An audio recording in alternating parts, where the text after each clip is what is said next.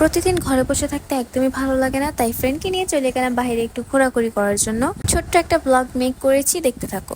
বাসা থেকে বের হয়ে আমরা চলে আসলাম ইবনে সিনার পাশে। এন্ড ইবনে সিনার পাশে ছিল রয়্যাল পার্টি সেন্টার, আর সেখানে চলতেছিল মেলা। দেন আমরা রয়্যাল পার্টি সেন্টারে এন্ট্রি নেই। এত মানুষের ভিড় ছিল যে হাঁটার মতো জায়গা খালি পাচ্ছিলাম না।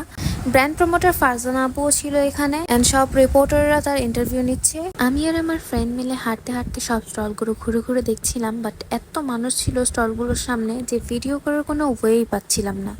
এন্ড প্রচুর গরম ছিল এসি থাকার পরও। তারপর আমরা সেখান থেকে বের হয়ে যাই। তারপর আমি আর আমার ফ্রেন্ড মিলে ফুচকা খাওয়ার জন্য বাহিরে চলে আসি। দেন 15 মিনিট ওয়েট করার পর আমরা আমাদের ফুচকা পাইছি হাতে। এন্ড ফুচকার টেস্টটাও আলহামদুলিল্লাহ অনেক ভালো ছিল। ফুচকা খাওয়ার পর আমরা জিলাপি কেনার জন্য চলে আসি বাসার জন্য।